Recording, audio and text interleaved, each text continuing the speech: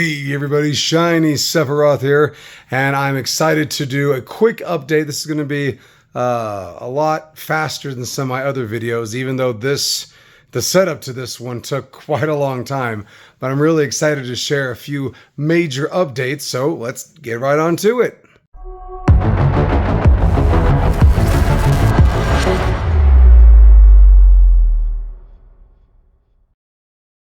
All right, so the first addition to the collection is me finally setting up these galactic, intergalactic, outside of the realm of reality beings up there. So we have a Uatu from both the comic and the MCU up there.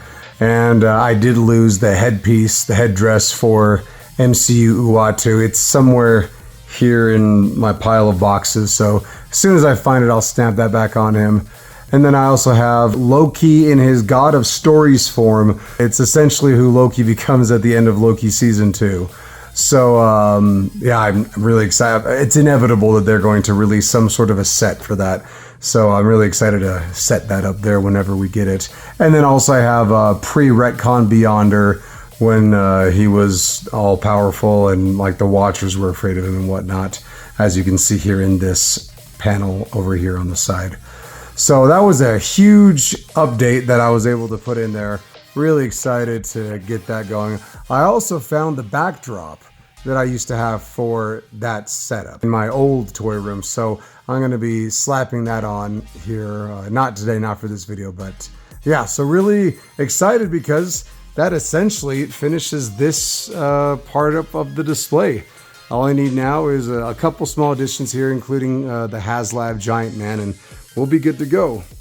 I also added here to our Dark Avenger setup a Stephen Strange. I have, for some reason, a whole bunch of Stephen Strange duplicates lying around.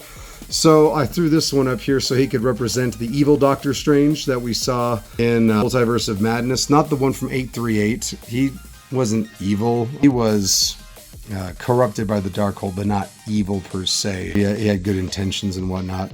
This is the one that fights with music, and I am going to go and custom a third eye on his forehead just to make it a little more obvious. But his suit is pretty darn similar, so yeah, I figured that'd be a really good stand-in right there for a Doctor Strange.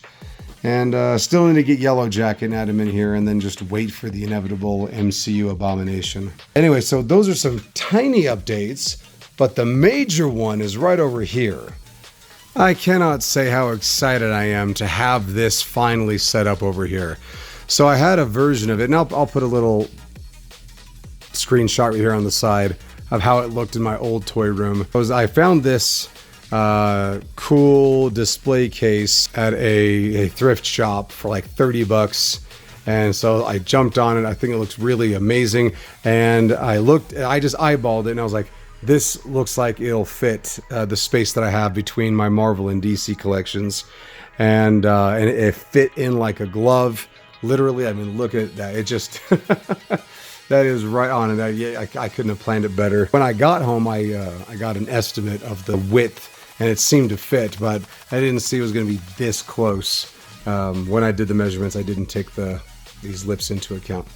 But yeah, it turned out perfectly, and it's a perfect transition, in my opinion, from Marvel over to DC. And ooh, a little sneak peek.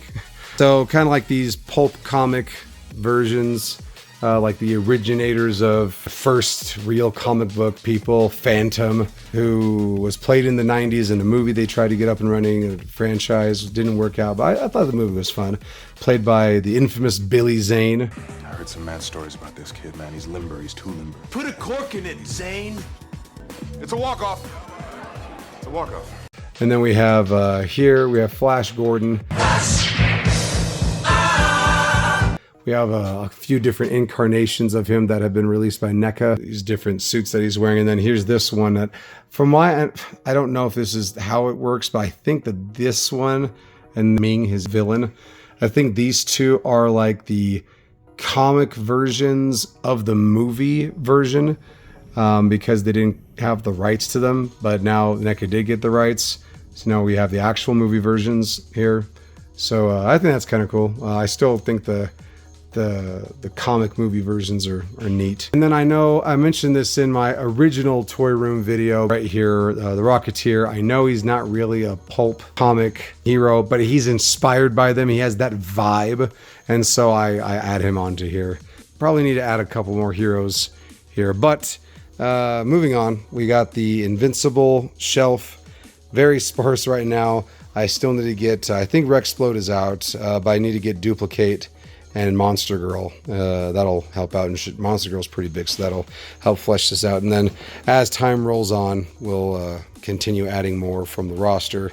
And then right here, I have no idea if other toys from the boys have come out, but these are the 3 I have. And I do plan on filling it out. And I'm planning on putting Billy Butcher right here in the middle. And then everybody on the good side over here, everybody on the bad side over here, and Billy just right there in the middle. Yeah.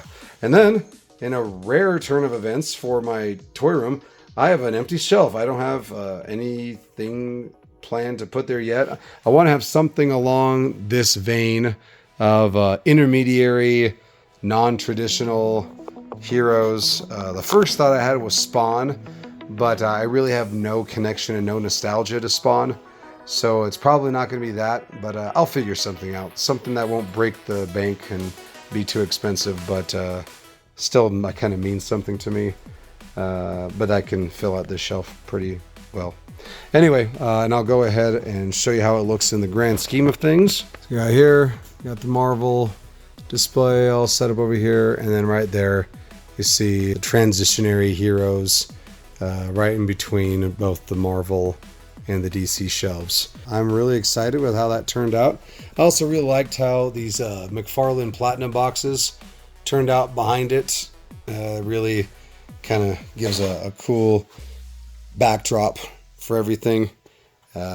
These Platinums, and so I'm finding different places to decorate the background with those boxes. So there you have it. I am just completely excited with how well the room is turning out and different things I have going on with the display. Got that back there, and yeah, it's fleshing out really well.